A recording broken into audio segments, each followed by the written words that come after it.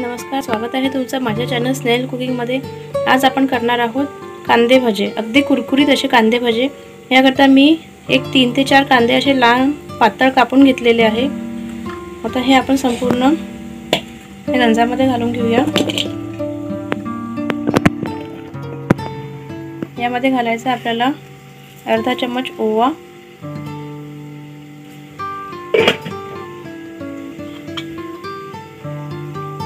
हे चणा डाळीचं पीठ आहे ते घालायचं यामध्ये।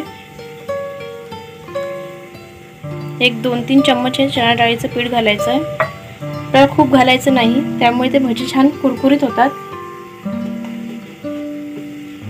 अगदी अर्धा चम्मच हळद, यात मी मिरची वापरणार नाही आहे। 1 चम्मच तिखट, 1 ते 1.5 चम्मच तिखट, जी चिमूटभर हिंग, बेसन असल्यामुळे,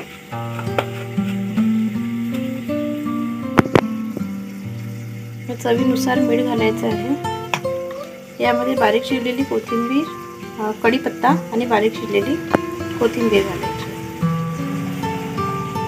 आणि यामध्ये अगदी शेवटी आपल्याला जे आपण वरणासाठी तुरीची डाळ शिजवून घेतो ती घालायची आहे, 1 चम्मच। यामुळे जे भजे होतात ते अगदी कुरकुरीत होतात। आता हे संपूर्ण आपल्याला मिक्स करून घ्यायचं आहे। जर तुम्हाला बेसन हवं असेल तर तुम्ही आणखी थोडंसं घालू शकता, पण मला इथे गरज वाटत नाही आहे, त्यामुळे मी नाही घालणार। हे असंच अगदी आपण 5 मिनिट झाकून ठेवूया। याला थोडंसं पाणी सुटतं। हे बघा, छान मिक्स झालेलं आहे। आता हे आपण अगदी 5 मिनिट झाकून ठेवूया।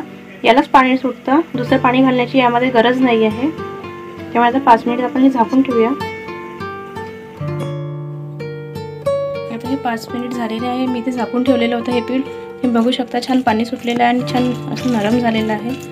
मी यात ॲडिशनल पाणी घातलेलं नाही आहे। आता छान इथे आपण भजे काढून घेऊया। हे इथे मी कढईमध्ये तेल गरम आता हे तेल आपलं तापलेलं आहे। यामध्ये छान आपण कुरकुरीत भजे करून घेऊया।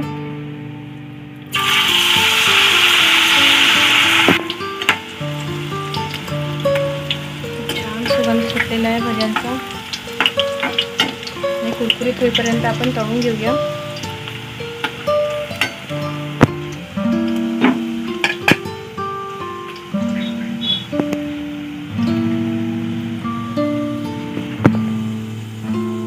छान इथे लालसर झालेले आहे आपले भजे, काढून घेऊया।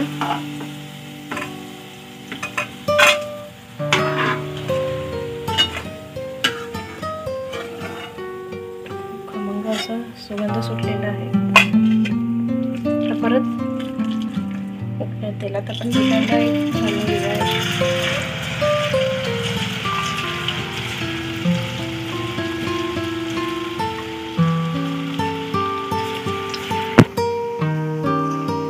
सुद्धा भजे आपले छान झालेले आहेत, ते सुद्धा आपण कढईतून काढून घेऊया प्लेटमध्ये। या पद्धतीने जर तुम्ही पाणी न घालता बनवले तर खूप छान कुरकुरीत होतात।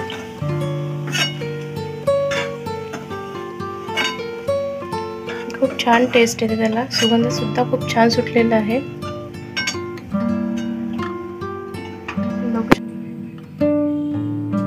चला, रेडी आपल्या खाण्यासाठी कुरकुरीत असे कांदे भजे।